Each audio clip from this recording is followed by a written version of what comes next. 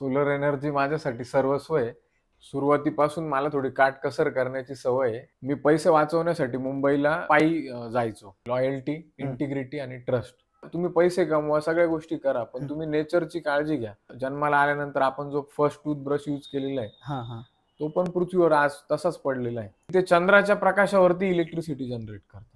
वरती शेतामध्ये solar panels mount केले जातील. हजारो लोकांना माझ्या माध्यमातून एक रोजगार मिळाला पाहिजे. हे 2 व्यक्ती जर तुम्ही मायनस केले महाराष्ट्रातनं, तर आपण काय सांगणार लोकांना? ओळखच नाही आपली काय ओळख आहे? आणि जर तुम्हाला देशाला समृद्ध बनवायचंय, तर जास्तीत जास्त उद्योजक या देशामध्ये तयार झाले पाहिजे आणि मराठी लोकांना तर याची खूप गरज आहे. म्हणजे गरीबातला गरीब व्यक्ती सोलर बसवू शकतो. तर ही एक देशभक्तीचं पण काम आहे. सोलर बसवा, लाईट बिल विसरा. नमस्कार मंडळी, विषय का मराठीमध्ये तुमचं पुन्हा एकदा स्वागत आहे. आणि उद्योजकांचा विषय का या पॉडकास्टच्या नव्या कोऱ्या भागामध्ये तुमच्या सगळ्यांचं मनपूर्वक स्वागत आहे. खरं तर आपण म्हणतो ना की तवा गरम आहे, पोळी भाजून घ्या. त्यातला एक विषय आज आपल्याकडे आलेला आहे. बघा ना, आपण तवा गरम असतो आणि त्यावर वेळीच जर पोळी भाजली तर त्या गरम तव्याचा उपयोग होऊ शकतो. आणि असाच एक तापलेला तवा उन्हाळ्यात तर आपल्या डोक्यावर असतोच फिरत, सूर्य, त्याचीच गोष्ट आहे. आणि सूर्याच्या त्या एनर्जीचा योग्य वापर करणारी मंडळी आणि त्यातला युवा उद्योजक जो आपल्या नाशिकचा आहे, त्याच्यासोबत आज आपण गप्पा मारणार आहोत. तर स्वागत आहे आशिष दादा तुझं या पॉडकास्टमध्ये, उद्योजकांच्या विषयामध्ये. थँक्यू. जसं मी सुरुवातीला बोललो की तवा तापलेला आहे, त्या तापलेल्या तव्याचा योग्य वापर करायचा, तर वेळीच पोळी भाजली पाहिजे, नाहीतर मग तो तवा तापलेला काही उपयोगाचा नाहीये. आणि तसंच काहीसं काम सध्या तू करतोय आता, सोलार एनर्जीमध्ये तुझं काम सुरू आहे. तर या विषयाकडे जाऊयात. पण काय सांगेल, सोलर एनर्जी तुझ्यासाठी सध्या काय आहे? सोलर एनर्जी माझ्यासाठी सर्वस्व आहे आणि मी 24 आवर्स सोलर एनर्जीमध्येच काम करतोय. पूर्ण जगामध्ये रिन्युएबल एनर्जीकडे जगाची वाटचाल चालू आहे. आपल्याला माहिती आहे की कोळसा, पेट्रोल, डिझेल, जे क्रूड ऑइल आहे, ते 30-35 वर्ष उरतील एवढेच साठे उपलब्ध आहे. तर आपल्याला सौर एनर्जी शिवाय आपल्याकडे पर्याय नाही आहे.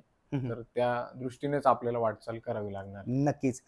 तर आता सध्या आपल्याकडं भविष्याच्या दृष्टीने विचार करता सौर एनर्जी खूप गरजेची आहे. पण आपण थोडं मागे जाऊयात. ज्यावेळेस तुझं कॉलेज वगैरे सुरू होतं, त्यावेळेस एवढं पुढचं स्वप्न बघितलं होतं की त्यावेळेस काय डोक्यात विचार होता 10वी नंतर वगैरे, आणि काय एज्युकेशन घेतलं, तुझं बॅकग्राऊंड काय एकंदरीत? ऍक्च्युली मी बी केलेलं आहे मेकॅनिकल इंजिनिअरिंग मध्ये. अच्छा. आणि मेकॅनिकल इंजिनिअरिंग मध्ये आम्हाला थर्मोडायनॅमिक्स, मेकॅनिक्स असे वेगवेगळे कोर मेकॅनिकलचे सब्जेक्ट्स होते. तर मला त्यावेळेसच त्याच्यामध्ये जास्त इंटरेस्ट न येता मला अल्टरनेटिव्ह एनर्जी सोर्सेसमध्ये इंटरेस्ट होता. आणि आमचा लास्ट इयरचा जो सब्जेक्ट एक ऑप्शनल सब्जेक्ट होता, त्याच्यामध्ये एक रेफ्रिजरेशन आणि अल्टरनेटिव्ह एनर्जी सोर्सेस असे 2 आम्हाला ऑप्शन होते. तर त्यापैकी मी अल्टरनेटिव्ह एनर्जी सोर्सेस हा सब्जेक्ट सिलेक्ट केला होता. अच्छा. आणि हे कुठल्या घराला किती किलोवॅट सिस्टीम लागते हे मला त्यावेळेसच कॅल्क्युलेट करता यायचं. ओके. इंजिनिअरिंगच्या लास्ट इयरला असताना त्यावेळेसपासूनच माझं असं होतं की आपल्याला लाईफमध्ये green energy, pollution free sources या क्षेत्रामध्ये आपल्याला काम करायचंय. आणि with the grace of God मी त्याच याच्यामध्ये आलो. अच्छा. पण मग हे असं लगेच झालं नसेल ना की इंजिनिअरिंग पास आउट झालं आणि लगेच सोलारचा बिझनेस सुरू केला, असं झालं नसेल. तर मग मधल्या वेळेत काय झालं? मग इंजिनिअरिंग पास आउट कधी झालं, कुठल्या वर्षी झालं, आणि मग म्हणजे काय मी 2014ला इंजिनिअरिंग पुणे युनिव्हर्सिटी मधनं कम्प्लीट केलं. अच्छा. त्यानंतर मग मी काही दिवस मुंबईला जॉब केला ऍज अ परचेस इंजिनियर म्हणून. आणि मी नॉन डिस्ट्रक्टिव्ह टेक्नॉलॉजीज ज्या असतात NDT, त्याच्यामध्ये मी परचेस विभागामध्ये काम बघितलं. ओके. आणि परचेसला मी असल्यामुळे माझं SAP वरती काम होतं. SAP वरती काम असल्यामुळे मला परचेस टू सेल सगळ्याचा म्हणजे कशी कंपनी वर्क करते आणि कशी एखादी ऑर्गनायझेशन मटेरियल प्रोक्यूर करते, त्याच्यावर कशी प्रोसेस करते, किती ते प्रॉफिटेबल ते ठेवता, किती मार्जिन ऍड करता आणि कशा पद्धतीने सेल करता, याचं एक मला बऱ्यापैकी तिथे नॉलेज मिळालं. त्यानंतर मग एका कंपनी सोबत मी सोलर वॉटर हीटर पासून सुरुवात केली सोलरच्या क्षेत्रामध्ये. तो जॉब कधी सोडला होता मुंबईतला वगैरे, तो कधी स्विच केला? मी साधारण 3-3.5 वर्ष जॉब केला आणि त्यानंतर मग सोलर मध्ये मी स्वतःची कंपनी सुरू केली. बट मग एक जॉब करताना आणि सोलारचा बिझनेस करायचा आहे तर एक फायनान्स लागतो किंवा ते एक गुंतवणुकीसाठी, मग ती सोय कशी केली होती, त्याचं मॅनेजमेंट कसं होतं सुरुवातीच्या काळात, तो कसा होता एकदम स्टार्टअपचा जो विषय होता? सुरुवातीपासून मला थोडी काटकसर करण्याची सवय आहे हा आणि खूप उधळपट्टी करणं हा हे माझ्या स्वभावामध्ये नाही. हम्म, आता तरी मी थोडा खर्च वगैरे करतो, बट आधी तर मी म्हणजे मी पैसे वाचवण्यासाठी मुंबईला 2 किलोमीटर मी पायी जायचो अरे बापरे. कंपनीमध्ये. हा म्हणजे ते 30-40 रुपये जे याचे होते रिक्षाचे, ते पण मी वाचवायचो. आणि अशा पद्धतीने मग बऱ्यापैकी, आणि मला माझ्यावरती फॅमिलीची अशी काही रिस्पॉन्सिबिलिटी नव्हती. जे पण काही पैसे होते, जे अर्निंग होतं ते माझेच होते. म्हणजे मला काही फॅमिलीला पैसे वगैरे देणं, तो काही हे नव्हतं. तर मग मी ते जे पैसे सेव्ह केले आणि इतर थोडी घरच्यांची मदत घेऊन एक कॉर्पस उभं करून त्यातनं मग एक स्टार्टअप चालू केलं. अच्छा. आणि काय नावाने आहे आपलं हे स्टार्टअप? आपण सनफेस सोलर नावाने चालू केलं होतं ॲज अ प्रोप्रायटर म्हणून. अच्छा. कारण त्यावेळेस मलाही माहीत नव्हतं की ते चालेल, नाही चालेल काय. आणि मी एक नॉन बिझनेस फॅमिलीमधनं आहे. हा बिझनेसचं कुठलंच म्हणजे बॅकग्राऊंड नव्हतं. दूर-दूरपर्यंत आमच्या फॅमिलीमध्ये नाहीये. अच्छा. तर मग सुरुवात त्या गोष्टीची मीच केली आणि त्याच्यामध्ये सनफेस सोलर ही प्रोप्रायटर कंपनी चालू केली. आणि त्यानंतर मग आता आपण एक प्रायव्हेट लिमिटेड कंपनी आहे आणि 12 लोकांची आपली टीम आहे. प्रत्येक डिपार्टमेंटसाठी डेडिकेटेड माणसं आपल्याकडे आहे. क्या बात आहे. सनपेस इनोव्हेशन प्रायव्हेट लिमिटेड येस, नावाने आता सुरू आहे. येस. आणि जसं बोललं की बॅकग्राऊंड काही नव्हता, तर सो मग घरातले म्हणजे वडील, आई वगैरे हे काय करायचे आधी? कुठल्या क्षेत्रात होते किंवा काही शेती किंवा कशामध्ये होते? वडील माझे जिल्हा परिषदमध्ये होते. हं, हं, हं. ते सेक्शन ऑफिसर होते. हं, हं. आई तर गृहिणीच होती. आणि माझं लग्न झाल्यानंतर माझी जी मिसेस आहे ती सॉफ्टवेअर इंजिनियर होती. तिचा पण मला बऱ्यापैकी याच्यामध्ये जर्नीमध्ये माझ्या अच्छा, म्हणजे ते सपोर्ट पूर्णपणे आता या मिळालेला आहे. बिझनेसमध्ये सोबत आहे आता. Yes, yes. बट आता आपण सोलार एनर्जीचं बोलतोय आणि शाळेतल्या सुट्ट्या आणि उन्हाळ्यातच सुट्ट्या असायच्या. त्यावेळेस त्या उन्हाळ्याच्या सुट्ट्या मिळायचा त्याचा आनंद वेगळा होता. पण कदाचित हाच सूर्याचा आनंद आता जो बिझनेससाठी कामात येतोय, ते काही असं कनेक्शन होतं का सोलार ॲक्चुअली माझं एनर्जीमध्ये? जे मामाचं गाव आहे ते भुसावळ आहे. अरे बापरे! तर भुसावळ म्हणजे हॉटेस्ट प्लेस आहे हां, महाराष्ट्रातली. सगळ्यात महाराष्ट्रामध्ये. जास्त ऊन आणि टेम्परेचर जर असेल तर ते तिथं असतं. बरोबर. तर मग ते नेहमी आमचा ट्रेंड असायचा की एप्रिलमध्ये हं, मामाच्या गावाला जायचं. हं. एप्रिल, मे आणि जवळपास अर्धा जून, हां. म्हणजे एक 15 जूनच्या आसपास हं, हं. शाळा स्टार्ट व्हायची. तर ते 2-2.5 महिने आम्ही तिकडंच असायचो भुसावळमध्ये. तर उन्हाची तेव्हापासूनच म्हणजे मग त्यावेळेस एक त्या चांगलं, उन्हाचं चांगला पण वाटायचं असं की? काही वाटलं नाही की या हे ऊन म्हणजेच आपलं प्रोफेशन राहील हां, हां. आणि या उन्हावरतीच आपला बिझनेस अवलंबून राहील, सूर्यावरती हं, हं. अवलंबून राहील. बट अल्टरनेटिव्ह एनर्जी सोर्सेस आणि सोलर, विंड एनर्जी वगैरे याच्यामध्ये काम करण्याची आधीपासून मला एक 10वी नंतर मला ती इच्छा होती. अच्छा. आता सनफेस सोलार आहे.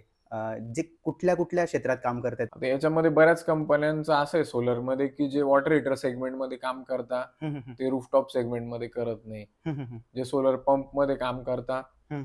ते वॉटर हीटरमध्ये करत नाही. हं, हं. जे ऑन ग्रिडमध्ये काम करतात, ते ऑफ ग्रिडमध्ये करत नाही. अच्छा. बट हां. आपण प्रत्येक याच्यामध्ये आपलं एक्सपर्टीज आहे. हां, हां. सोलर वॉटर हीटरमध्ये पण आपलं चांगलं मोठं काम आहे. हं, हं. आणि सोलर रूफटॉपमध्ये तर प्रश्नच नाही. सोलर रूफटॉपमध्ये पीएम सूर्यघर योजनेमध्ये हां. एक अग्रगण्य कंपनी म्हणून आपण एक उभरतं नाव आहे. अच्छा. आणि मग आपलं म्हणजे क्षेत्र कुठे, म्हणजे फक्त नाशिकपुरतं आपण मर्यादित आहोत की कुठे-कुठे आपलं नाही, असं? आपलं पूर्ण महाराष्ट्रामध्ये आपण कामं करतो. हं, हं, हं. नाशिकपुरते आपण मर्यादित नाही. हं, हं. आणि पॅन इंडिया कसं आपल्याला अजून काम वाढवता येईल, त्या दृष्टीनेही आपण प्रयत्न करतोय. हं, हं. आणि जे नवीन ट्रेंड आहे सोलर फार्मिंग वगैरे, त्याच्यामध्ये आपण इंडिया लेव्हलला, नॅशनल लेव्हलला आपण काम करतोय. अच्छा, फार्मिंगचा विषय आलाच आहे. तर मग सोलार जे एनर्जी आहे, त्याला शहरात मधल्या लोकांकडनं जास्त मागणी होती किंवा ग्रामीण भागातनं? कसा आहे याचा कल कसा आहे आणि भवितव्य कसं आहे याचं? सध्याचा ट्रेंड बघितला तर शहरातली मागणी खूप जोरदार आहे. हं, हं, हं. कारण शहरी लोकांना त्याचं महत्त्व माहिती आहे. हं. आणि अर्बन इकॉनॉमी थोडीशी म्हणजे डॉमिनंटच असते. तर बरोबर. त्या लोकांकडे पैसा पण आहे, त्यांना त्याची माहितगिरी पण आहे. हं, हं, हं. त्यांना पोल्युशन फ्री ग्रीन एनर्जीबद्दल अवेअरनेस पण आहे. तर त्यांना जास्त मेहनत न करता ते लोकांना फक्त प्रश्न उरतो की कुठल्या कंपनीकडनं सोलर इन्स्टॉल करायचं. त्या मानाने ग्रामीण भागामध्ये अजून बऱ्यापैकी लॅग आहे आणि ग्रामीण भागामध्ये पण थोड्या बहुत प्रमाणामध्ये सोलर चालू आहे, बट जेवढं शहरी भागामध्ये चालू आहे त्या प्रमाणात जर कम्पेअर केलं तर ग्रामीण भागामध्ये अजूनही तितक्या प्रमाणात काम झालेलं नाहीये. बरोबर. आणि आता जसं की गैरसमज खूप असतात की एखादं सोलार सिस्टीम बसवायचं तर त्याला खूप खर्च वगैरे येतो आणि खास करून वॉटर सोलारमध्ये की ते फक्त उन्हाळ्यात पाणी जास्त गरम होतं हा एक प्रश्न असतो आणि इतर ज्यावेळेस गरज असते असं म्हटलं की पावसाळ्यात किंवा थंडीत पाणी गरम पाहिजे तर त्यावेळेस त्याप्रमाणे येत नाही असाही काही लोकांचा गैरसमज असतो. आणि हे झालं वॉटरचं. आणि अजून एक दुसरं सोलार जे इलेक्ट्रिसिटीसाठी असतं. एकंदरीत त्याच्यात काय फरक आहे आणि त्याच्याकडे कसं बघतो त्याबद्दल कसं सांगशील तू? हा ऍक्च्युली गैरसमज आहे. जी आधीची टेक्नॉलॉजी होती फ्लॅट प्लेट कलेक्टरची, सोलर वॉटर हीटरची, ती आता ऑब्सोल्यूट होऊन पीटीसी ट्यूब टेक्नॉलॉजी आलेली आहे. अच्छा. तर याच्यामध्ये तुम्हाला हिवाळ्यात, पावसाळ्यात, उन्हाळ्यात तिन्ही ऋतूमध्ये तुम्हाला एक 2-1-2.5 तास जरी ऊन त्याला ट्यूब्सला मिळालं तरी तुम्हाला एक चांगल्यापैकी गरम पाणी तुम्हाला मिळू शकतं. तर अशी परिस्थिती नाहीये की पावसाळ्यात तुम्हाला पाणी मिळणार नाही. आणि त्याच्यामध्ये आपण एक इलेक्ट्रिकल कॉइलचा बॅकअपचा ऑप्शन पण दिलेला आहे. सपोज आता नाशिक सारख्या ठिकाणी खूप जिथं पाऊस पडतो, सपोज 4 ते 5 दिवस सूर्य आलेलाच नाही, तर सौर म्हणजे सोलर आणि सूर्य याचं डायरेक्टली कनेक्शन आहे. सूर्य जर येत नसेल तर मग त्याला कोणीच काही करू नाही शकत, तर पाणी गरम होणार नाही. त्यासाठी आपण इलेक्ट्रिकल कॉइलचा बॅकअपचा ऑप्शन पण दिलेला आहे. जर सूर्याने दर्शनच दिलं नाही 2-4 दिवस तर मग पाणी गरम होणार नाही. त्यावेळेस तुम्ही इलेक्ट्रिकल कॉइलच्या मदतीने पाणी गरम करू शकता. अच्छा, तुम्ही त्याला एक बॅकअप म्हणून तो एक ऑप्शन दिलेला आहे. येस. आपलं सनफेस सोलार जे आहे ते त्याचं वर्किंग प्रोसेस कशी असते, कशा पद्धतीने काम चालतंय सध्या त्याचं आणि वेगळं पण काय? आपले 3च प्रिन्सिपल आहे, लॉयल्टी, इंटिग्रिटी आणि ट्रस्ट. ओके. लॉयल्टी म्हणजे इमानदारीने जर व्यवस्थित तुम्ही काम करत असाल, कस्टमरला व्यवस्थित एज्युकेट करून त्याला जे रिक्वायरमेंट आहे त्याच्यावर तुम्ही प्रॉपर सोल्युशन देत जर असाल तर कुठली हे तुम्हाला थांबवू शकत नाही आणि अनस्टॉपेबल तुमची ग्रोथ होते. तर आपलं असं आहे की पहिली तर गोष्ट आपण एक प्रायव्हेट लिमिटेड कंपनी आहे, आपल्याकडे डेडिकेटेड स्टाफ आहे प्रत्येक गोष्टीसाठी. बरोबर. दुसरी गोष्ट आपण confederation of Indian industries certified company आहे, CII सर्टिफाईड. तर जसं इन्शुरन्समध्ये IRDA, बरोबर, बँकांमध्ये RBI, स्टॉक एक्सचेंजमध्ये सेबी आहे, त्या प्रकारची ही एक ऑटोनॉमस बॉडी आहे. तर त्या ऑटोनॉमस बॉडीनी सर्टिफाईड केलेली आपण कंपनी, म्हणजे ऍक्च्युली त्यांची टीम आमच्या साईटवर येऊन आमची साईट ओके की नाहीये, काम कसं झालेलं आहे कसं नाही ते बघून आम्हाला ते सर्टिफिकेट त्यांनी दिलेलं आहे. आणि आपल्या नाशिकचा जर विचार केला तर नाशिकमध्ये CII सर्टिफाईड फक्त 3 कंपन्या आहेत, त्यापैकी सनफेस इनोव्हेशन्स प्रायव्हेट लिमिटेड त्यातली एक कंपनी. बरोबर. आणि आपलं असं आहे की आजकाल कस्टमर सॅटिस्फॅक्शन पेक्षा कस्टमर डिलाइटनेसचा जमाना आहे. कस्टमर आपला डिलाइट झाला पाहिजे की तू जे पण काही काम दिलेलं आहे ते योग्य पद्धतीने झालं पाहिजे, त्याच्यापर्यंत पोहोचलं पाहिजे. आणि याच्यामध्ये असं आहे की गव्हर्नमेंट बॉडीचं इन्व्हॉल्वमेंट असल्यामुळं सोलरच्या प्रोजेक्ट्सला थोडं टाइम कन्झ्युमिंग ते थोडंसं गोष्ट आहे. बट आपला आतापर्यंत एकही कस्टमर असा नाही की त्याला काही रिग्रेट झालंय किंवा त्याला सर्व्हिस नाही मिळालेली. कुठेही काही प्रॉब्लेम आला तर हा सर्व्हिसचा बिझनेस आहे, याच्यामध्ये अर्धा ते 1 तासामध्ये आपला माणूस लगेच जाऊन साईट अटेंड करतो आणि त्या सर्व्हिसच्या जीवावरतीच आणि त्या कस्टमर बेसच्या जीवावरतीच आपण आज या लेवल पर्यंत पोहोचलेलो आहे. जसं की आता गव्हर्नमेंटचा पण विषय निघाला आणि असं पण म्हटलं जातं की नाही का आता इतके खर्च करा पण पुढचा लाईफ टाइम तुम्ही एनर्जी फ्री मिळवा. तर मग ती फ्री म्हणजे कशी की आता फ्री म्हणजे असं आहे की सपोज 3 किलोवॅटची जर तुम्ही सिस्टीम बसवली तुम्हाला खर्च साधारण 2 लाखापर्यंत येतो. 78,000 रुपये तुम्हाला सबसिडी मिळते. अच्छा. म्हणजे नेट इफेक्टिव्ह कॉस्ट तुम्हाला फक्त 1,15,000 ते 1,20,000च्या आसपास तुम्हाला तेवढे तुम्हाला पे करायचे. आणि ही सिस्टीम ज्याला साधारण 4,500 रुपये बिल येतं त्यासाठी 3 किलोवॅटची सिस्टीम सफिशियंट आहे. मग तुम्ही जर कॅल्क्युलेट केलं त्याचे 5,000 रुपये जरी महिन्याला बचत झाली तर 12×5 = 60,000 आणि इंटू 2 म्हणजे जवळपास 2-1 वर्षामध्ये 2-2.25 वर्षामध्ये त्याचे जे इन्व्हेस्टेड अमाऊंट आहे ती पूर्ण रिटर्न येते. बरोबर. त्यानंतर त्याला फक्त मीटर भाडं भरायचंय, जे की 138 रुपये चार्जेस आहे. बरोबर. आणि साधारण 350च्या आसपास युनिट 3 किलोवॅटला जनरेट होता. तर तेवढे युनिट जर त्याने युटिलाइज केले तर त्याला फ्री एनर्जी, त्याच्यावरती त्याला काही पे करायचं नाही, गरज नाही. सपोज त्याने त्याच्यापेक्षा जास्त एनर्जी यूज केली तर ते वरच्या युनिट्सचे त्याला पैसे द्यावे लागतील. आणि कमी केले तर मग ते कॅरी फॉरवर्ड होतील, त्याच्या अकाउंटला बॅलन्स असतील. बट लाईफ टाइम नाही, हे एका वर्षापुरती राहील.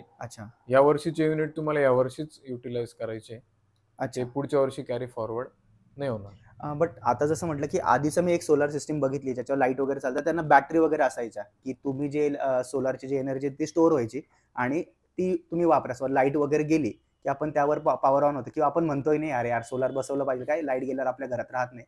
तर मग या जे आता नवीन अपग्रेड आलेले सोलर, त्यात पण असाच विषय आहे की तो कसा असतो, म्हणजे लाईट गेल्यावर? त्याच्यामध्ये 3 सिस्टीम आहे. एक सोलर ऑन ग्रिड सिस्टीम, ज्याच्यामध्ये इलेक्ट्रिसिटी जनरेट होऊन ती एक्सपोर्ट होईल.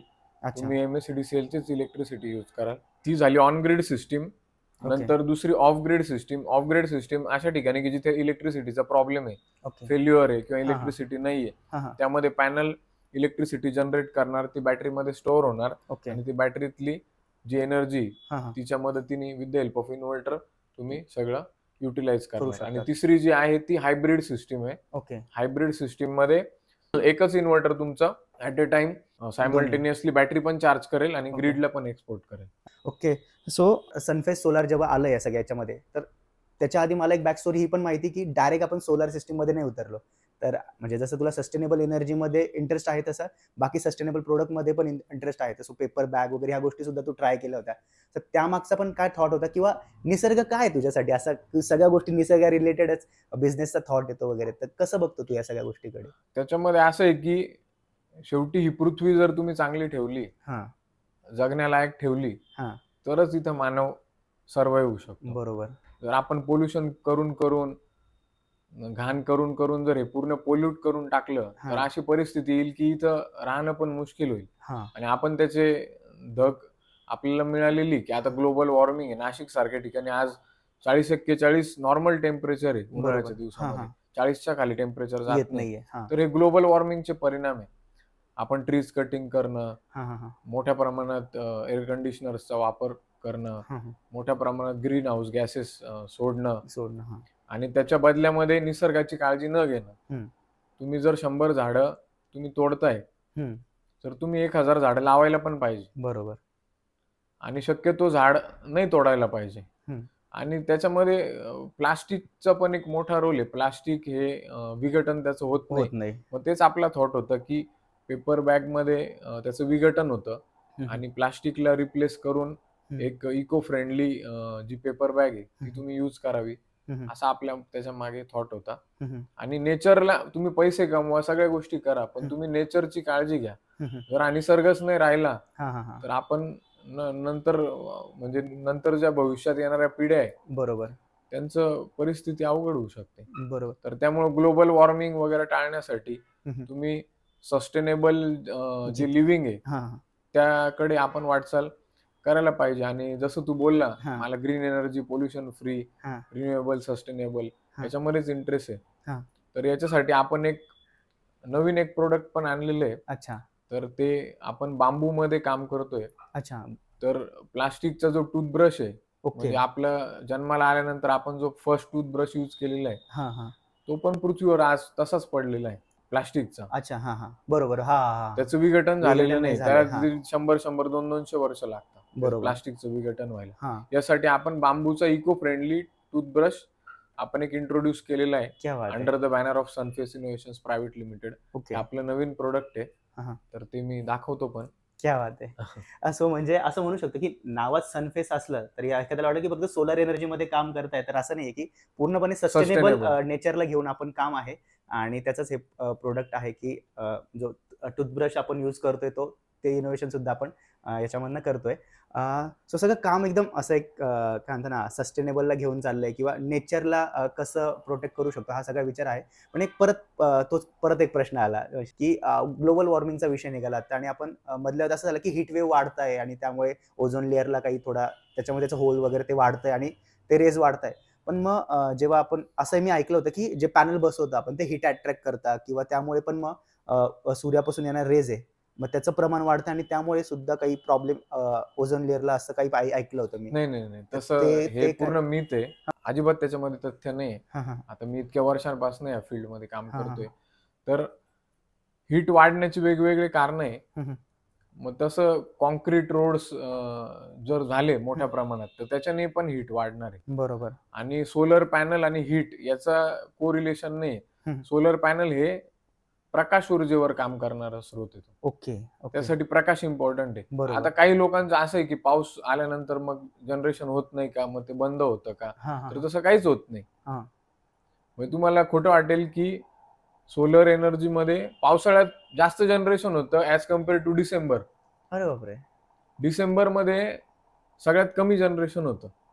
त्याचं रिझन असं आहे की लाईट आपला जो सूर्य आहे तो हां. एक्झॅक्टली पूर्व दिशेवरनं उगवत नसतो.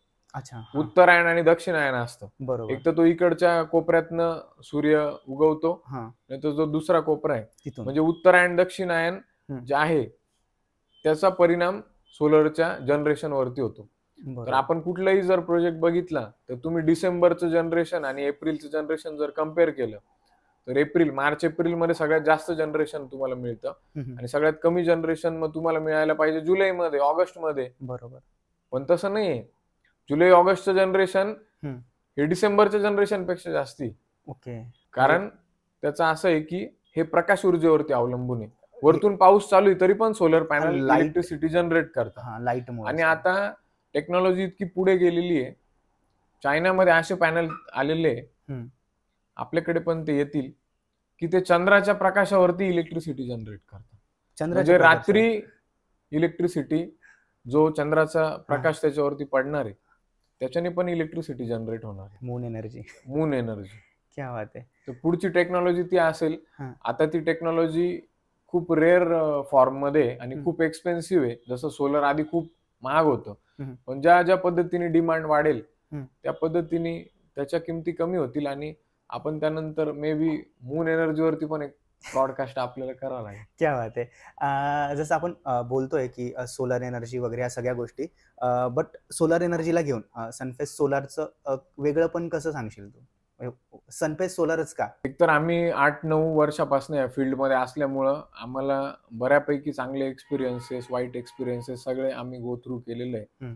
आणि याच्यामध्ये कुठलं मटेरियल यूज करायला पाहिजे, हं. कुठल्या ठिकाणी कुठलं सोल्युशन द्यायला पाहिजे, याचा पूर्ण आम्हाला स्टडी आमचा झालेला आहे. हं. आणि त्याप्रमाणेच आम्ही सिस्टीम डिझाईन करतो बरोबर. आणि त्याप्रमाणेच आम्ही कस्टमरला देतो.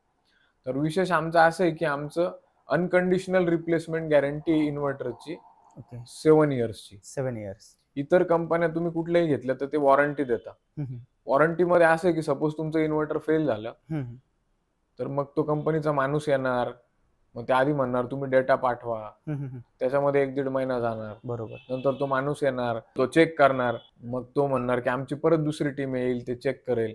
याच्यामध्ये आमचा एक्सपिरियन्स असा आहे की लोकांचे 6-6 महिने अशा आमच्याकडे उदाहरण आहे की लोकांनी 6-6 महिने, 8-8 महिने इलेक्ट्रिसिटी बिल भरलेलं आहे. हं, हं, हं, हं.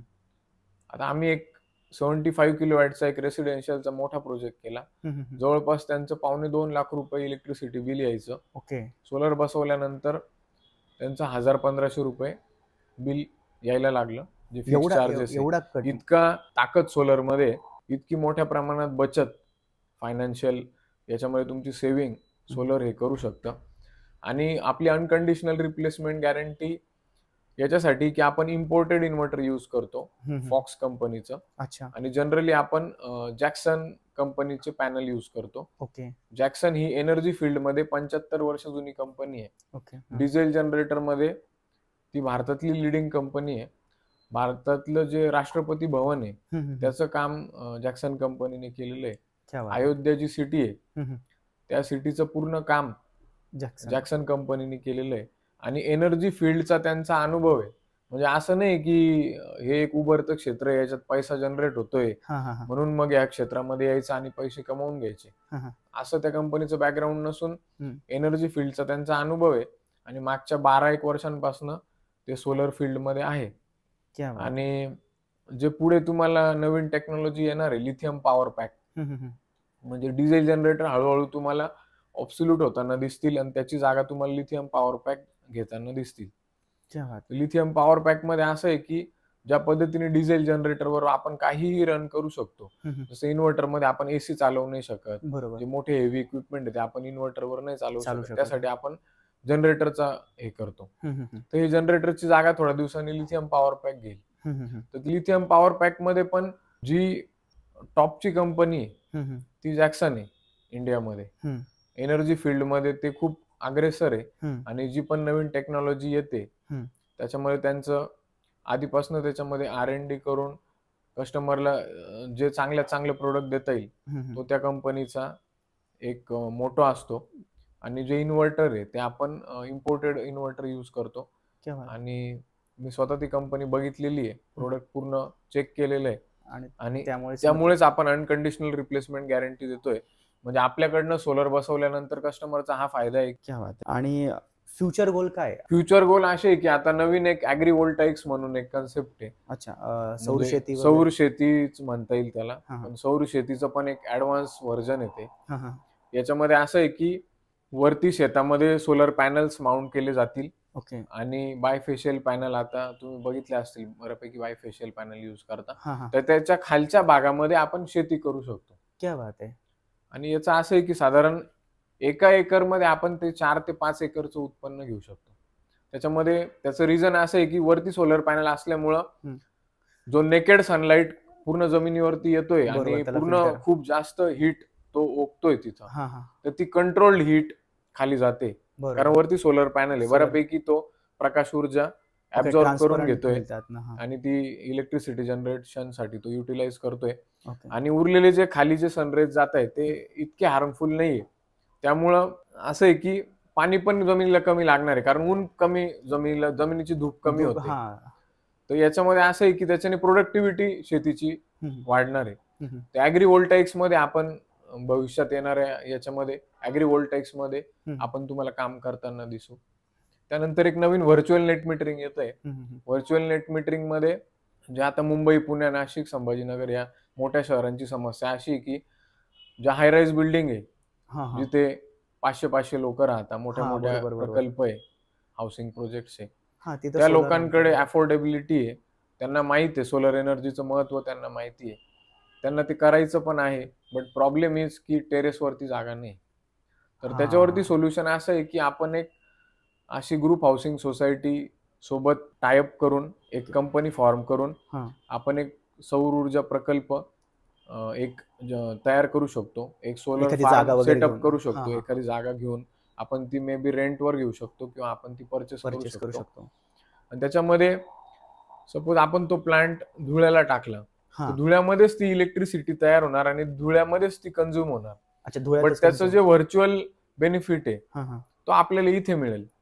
म्हणजे 100 लोकांनी ती सिस्टीम तिथे लावलेली आहे, मग त्या 100 लोकांच्या सिस्टीमच्या अगेन्स्ट तिथं जेवढे इलेक्ट्रिसिटी युनिट्स जनरेट झालेले आहेत तेवढे त्याचे तो जिथे राहतोय आता तिथून ते मायनस होतील. आणि हे पूर्ण ऑनलाईन आणि ऑटोमेटेड असेल आणि याच्यामुळे देशामध्ये तुम्हाला मोठ्या प्रमाणात सौर क्रांती झालेली दिसेल. क्या बात आहे. याला आपण साध्या शब्दात असं म्हणू शकतो की बऱ्याचदा एखाद्याला वारी करता येत नाही, वय झालंय म्हणून, तर तो त्याच्या एखादी देणगीच्या स्वरूपात ते देवापर्यंत पोहोचवतो.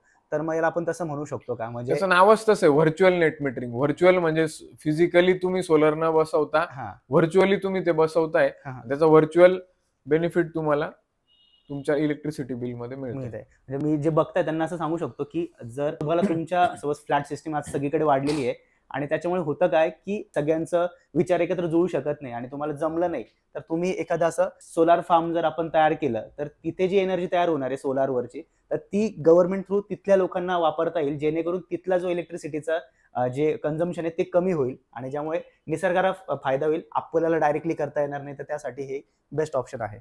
आणि या व्यतिरिक्त अजून काय असणार आहे येणाऱ्या काळामध्ये? येणाऱ्या काळामध्ये तुम्हाला ज्या नापीक जमिनी तिथे तुम्हाला वेगवेगळे मोठे मोठे सौर ऊर्जा प्रकल्प आताच तुम्हाला दिसत आहे, ते प्रकल्प दिसतील. आणि जे याच्यामध्ये आपलं एक अजून एक म्हणजे माझी इच्छा आहे की जे शेतकरी आत्महत्या आहे त्याच्यावरती पण काम या माध्यमातून आपण करू शकतो कंपनीच्या की अंडर. जो शेतकरी आत्महत्या, त्याच्यावरती मी बराच अभ्यास करतोय की जो शेतकरी आत्महत्या करतोय त्याची ऍक्च्युली परिस्थिती काय होते, त्याचं उत्पन्न किती असतं आणि त्याच्यावरती अशी वेळ काय येते. मग त्याला आपण सोलरच्या माध्यमातून एक तो व्यवस्थित निदान त्याच्या बेसिक ज्या लायबिलिटीज आहे त्या फुलफिल होतील याप्रमाणे आपण त्याला सोलरच्या माध्यमातून, ॲग्रीव्होल्टाईक्सच्या माध्यमातून कसं त्याला आपल्याला सर्व्हाइव्ह करता येईल. आणि आपण असा एक याच्यामधनं एक नोबल कॉजही करू शकतो की शेतकरी आत्महत्या ही होणारच नाही. म्हणजे सपोज एखाद्या शेतकऱ्याची 5 एकर जमीन आहे, त्यापैकी 4 एकरवरती तू शेती कर, 1 एकर आम्हाला दे किंवा 2 एकर आम्हाला दे, 2 एकरवर किंवा मग आपण जॉईंट व्हेंचरमध्ये की वरती आपण सोलर पॅनल लावणार, खाली शेतीसाठी त्याला. पण त्याच्या काही SOPs आहे, ते DC केबल आणि पूर्ण तो प्लांट असेल तर नॉर्मल म्हणजे शेती आपण करतो त्या पद्धतीने न करता तिथून ज्या वायरिंग गेलेलं आहे सगळ्या गोष्टींची काळजी घेऊन आपण एक त्याला ट्रेनिंग पण देऊ शकतो की तू अशा पद्धतीने जर शेती केली तर याच्यामध्ये त्यांचाही बेनिफिट आहे, देशाचाही बेनिफिट आहे, सगळ्यांचा बेनिफिट आहे. क्या बात आहे. पण आता इतका सगळा विचार आहे आणि जसं सांगितलं की टीम पण आता वाढली मधल्या वेळेमध्ये, तर सुरुवातीच्या काळात हे सगळं वन मॅन शो चालू होतं. मग ही टीम बिल्डिंग कशी झाली आणि येणारा प्रत्येक माणूस जसं बोललं की मी ऐकलंय की प्रत्येकाला टेक्निकल नॉलेज असलं पाहिजे असंच काही नाहीये, त्याच्या मागे काहीतरी एक वेगळी प्रोसेस आहे तुमची सिलेक्शन प्रोसेसची, त्याविषयी ऐकायला आवडेल की कशा पद्धतीने इथे जे जॉईन होणारे लोक आहे त्यांचा पहिले विचार पण लक्षात घेतला जातो, काय हा विचार. त्याच्यामध्ये असं आहे की एकटा माणूस शेवटी काही करू नाही शकत. सुरुवात तर मी एकट्यानेच केली होती. आपणच परचेस, सेल्स, मार्केटिंग, ऑपरेशन्स सगळं आपणच बघायचं.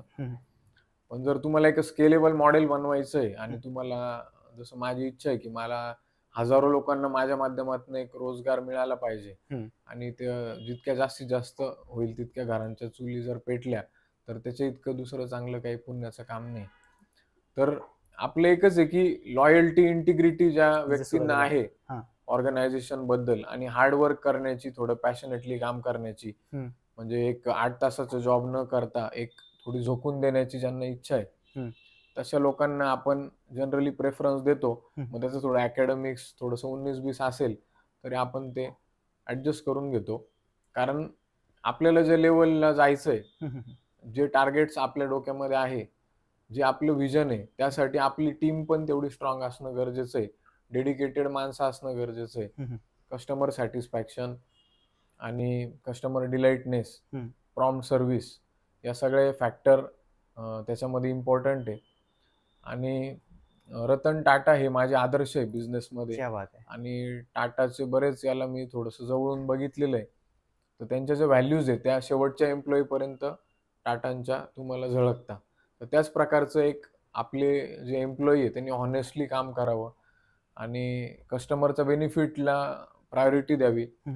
आपलंच लोक ऑर्डर मिळवण्यासाठी काही त्याला आश्वासन द्यायचे आणि काम मिळवायचं आणि कस्टमरला फसवायचं, अशा प्रकारचं आपलं अप्रोच नाही आहे. 2 कामं कमी मिळाले तरी चालतील पण कस्टमरला एज्युकेट करणं इम्पॉर्टंट आहे.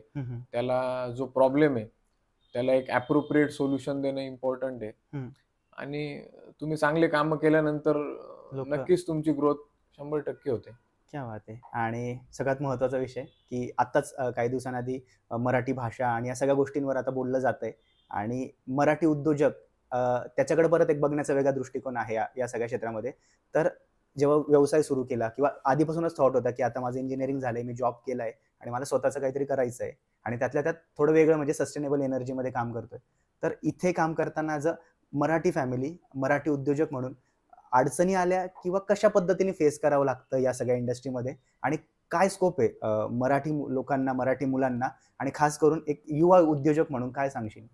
ऍक्च्युली आपल्या मराठी लोकांचा जो पिंड आहे तो नोकरी करण्याचा आहे. तर याच्यामध्ये पूर्वापारच ते चालत आलेले आहे. आणि माझे जे 2 व्यक्ती माझे जे इन्स्पिरेशन आहे, म्हणजे मी रोज त्यांचं इन्स्पिरेशन घेऊन काम करतो, छत्रपती शिवाजी महाराज आणि छत्रपती संभाजी महाराज. क्या बात आहे.